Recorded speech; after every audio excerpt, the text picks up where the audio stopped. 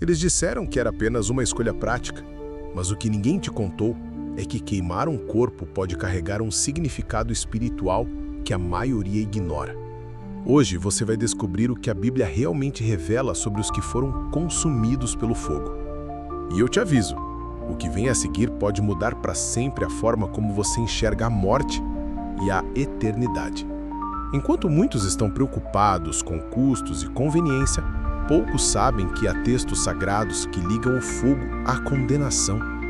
Será que a cremação é só uma decisão moderna ou uma mensagem silenciosa contra o plano divino? Fica até o final, porque nos últimos minutos deste vídeo eu vou te mostrar o versículo mais oculto da Bíblia sobre esse tema, e ele pode te deixar sem palavras. Confere agora se você já está inscrito no canal Luz do Mundo e deixa seu like com fé. Esse pode ser o vídeo mais importante que você verá neste ano.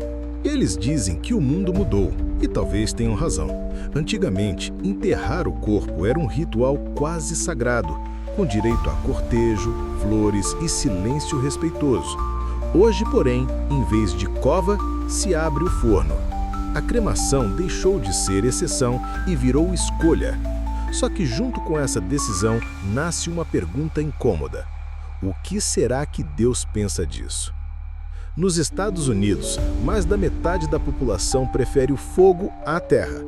E não estamos falando só de ateus ou agnósticos.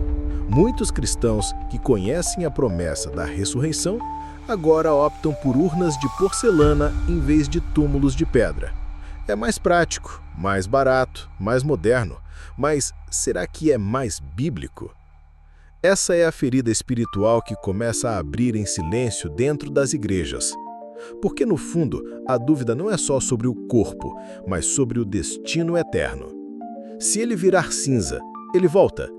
E se não voltar, o que acontece com o espírito?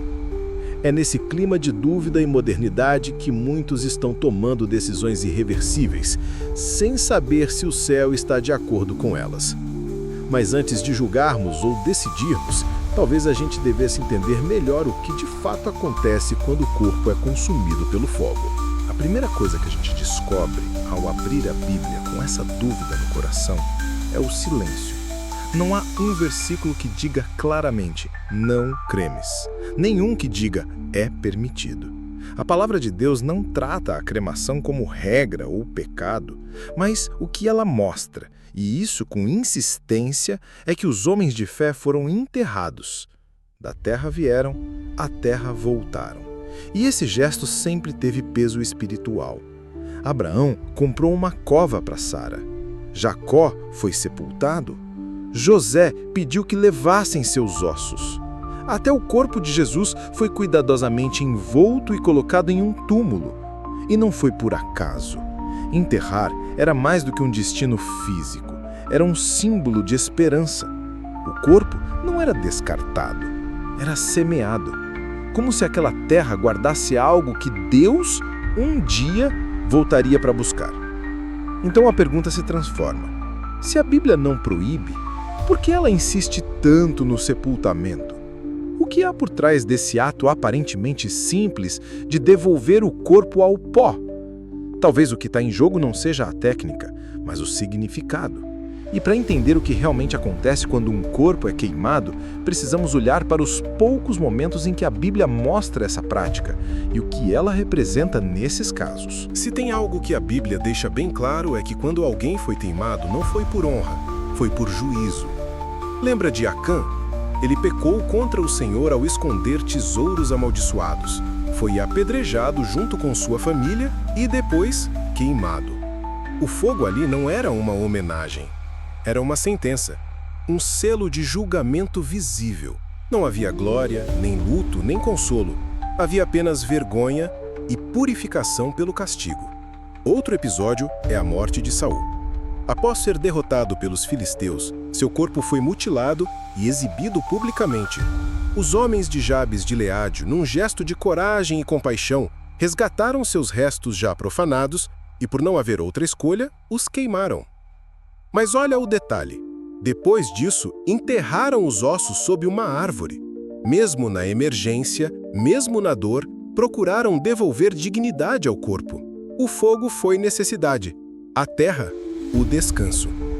E por fim, temos Josias, que em seu zelo por purificar Israel, mandou desenterrar os ossos dos sacerdotes idólatras e queimá-los sobre os altares pagãos, um ato simbólico de condenação. Nesse caso, o fogo foi usado para declarar repúdio espiritual. Ou seja, nos 3 relatos, o fogo nunca apontou para a esperança, sempre para a ruína.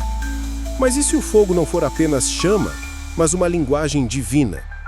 Vamos entender agora o que ele realmente representa. Na Bíblia, o fogo nunca é neutro. Ele fala, ele denuncia, ele separa o que é puro do que precisa ser consumido. Desde o Gênesis até o Apocalipse, as chamas aparecem como juízo, purificação ou presença divina, mas raramente como símbolo de paz. Em Sodoma e Gomorra foi com fogo que Deus declarou o fim. No Êxodo foi com fogo que ele se revelou a Moisés, mas numa sarça que não se consumia. Porque quando Deus usa fogo, ele quer dizer algo. O altar dos sacrifícios queimava ofertas como sinal de entrega. O ouro era provado pelo fogo para ser purificado. Elias clamou ao céu e as chamas desceram para confirmar o altar verdadeiro. O fogo é aceito quando é ritual, sagrado, direcionado por Deus. Fora disso, quase sempre vem como um alerta. No final dos tempos, ele aparece de novo, como um lago ardente, como sentença. Ou seja, queimar não é só um ato físico, é um recado espiritual. E quando falamos da cremação moderna, precisamos nos perguntar: esse fogo representa o quê? É só uma alternativa prática? Ou estamos tocando num símbolo maior, sem perceber? Porque mesmo com toda a tecnologia, a essência da chama continua sendo a mesma. Ela consome. E a Bíblia ensina que aquilo que Deus deseja preservar, ele planta, não incinera. Mas e se o corpo for mais do que matéria? E se houver algo nele que precisa voltar à terra? A Bíblia não trata o corpo humano como um objeto descartável. Ela o chama de templo. E não de forma simbólica, mas literal. Deus moldou o homem com suas próprias mãos. E quando terminou, soprou vida dentro do barro. Esse gesto diz tudo. Não foi um acaso químico, nem um produto da evolução. Foi um ato íntimo, pessoal, sagrado. Por isso, para os cristãos, o corpo não é só carne, é morada, é testemunha, é promessa viva. E quando a morte chega, o enterro é mais do que um fim, é um plantio. Paulo disse que o corpo é semeado em corrupção, mas ressuscita em glória. É como a semente que some na terra e depois brota em forma totalmente nova. Ao enterrar alguém, o crente não está apenas se despedindo, está confiando, dizendo com aquele gesto silencioso: Deus vai buscar você de volta. Por isso, ao longo dos séculos, o sepultamento foi um ato de fé e não de tradição. Já a cremação, mesmo sendo viável, quebra esse gesto. Ela não planta, ela elimina, ela não espera o tempo da terra, ela acelera o fim. Isso significa que é pecado? Não necessariamente, mas a pergunta certa talvez seja outra. O que minha escolha diz sobre minha fé? Porque enquanto muitos focam no custo ou na praticidade, outros se perguntam: será que o estado do corpo interfere na promessa da ressurreição? Durante séculos, o mundo tentou apagar os rastros dos servos de Deus. Muitos foram queimados vivos, outros devorados por animais, lançados ao mar, jogados em fossas anônimas. E, no entanto, nenhum deles perdeu sua promessa, porque o poder da ressurreição não está nos ossos, está na palavra que chama os mortos pelo nome. Deus não precisa de caixão nem de carne intacta. Ele precisa apenas de uma coisa: a autoridade espiritual. E isso ele tem. Paulo explicou que o corpo que se planta é natural, mas o que se levanta é espiritual. Não se trata de reconstrução, mas de transformação. Como a semente que morre para virar árvore, o corpo se desfaz para dar lugar a algo eterno, glorificado, incorruptível. Isso significa que mesmo as cinzas mais espalhadas podem ouvir a voz do Senhor no último dia. O mar devolverá seus mortos, o vento devolverá os que sumiram. A ressurreição não é limitação, é promessa. Então, por que ainda sentimos esse conflito entre cremação e fé? Porque, no fundo, a dúvida não é se Deus pode, a dúvida é se nós cremos. E a nossa decisão final, quando alguém parte, pode refletir o quanto acreditamos no que virá depois. Mas antes de falar da nossa escolha pessoal, precisamos entender como a própria igreja lidou com esse tema ao longo da história. E a resposta pode te surpreender. Durante muitos séculos, a igreja olhou com desconfiança para a cremação. Não porque o processo em si fosse maldito, mas porque ele vinha carregado de intenção. No século XVII, por exemplo, grupos que negavam abertamente a ressurreição começaram a promover a cremação como símbolo de rompimento com a fé cristã. Para eles, reduzir o corpo a cinzas era como declarar: não haverá retorno. E por isso, a igreja respondeu com proibição firme e clara. Mas o tempo passou e com ele vieram mudanças. Em 1963, o Papa Paulo VI revisou a posição oficial da Igreja Católica. A cremação passou a ser permitida, desde que não fosse escolhida como rejeição à fé na ressurreição. Ou seja, o problema não está no método, mas no motivo. A partir daí, outras denominações também se posicionaram.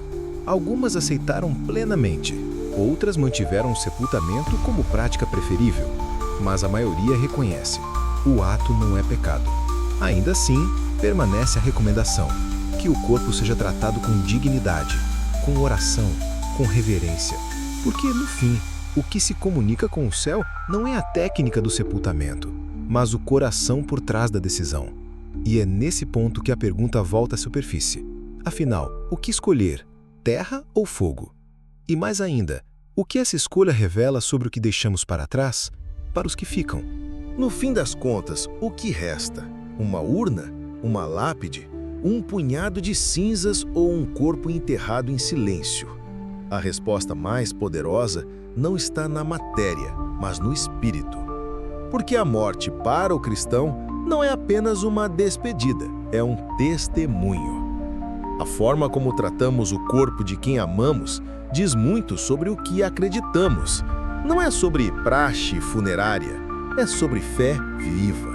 E mais ainda, é sobre consolo para os que ficam. Muita gente escolhe a cremação porque não quer dar trabalho para os outros. Mas será que parar por um momento para chorar, lembrar e sentir saudade é um fardo ou uma bênção? O luto precisa de espaço, precisa de memória, precisa de lugar. Seja um túmulo, um jardim ou uma simples árvore onde os ossos repousam, o que importa é que quem amou tenha onde lembrar. Porque o corpo pode desaparecer, mas a saudade precisa pousar em algum lugar. E quando todo se calar e as decisões forem tomadas, fica a última pergunta: essa escolha foi feita por pressa ou por propósito? Foi pensada no conforto humano ou na eternidade divina? Porque o fim de um corpo não é o fim da história. É só o primeiro ato de um mistério muito maior.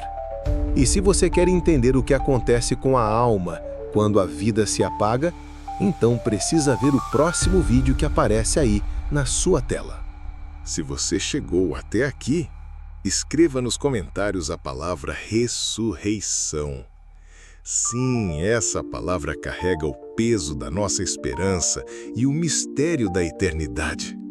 Escreva para mostrar que você crê ou que deseja entender mais sobre esse plano divino. E agora, preste muita atenção. O vídeo que está aparecendo na tela vai te revelar o que realmente acontece com a alma depois da morte. O que a Bíblia esconde e que poucos têm coragem de explicar. Clique agora, assista até o final e descubra o que está além do último suspiro.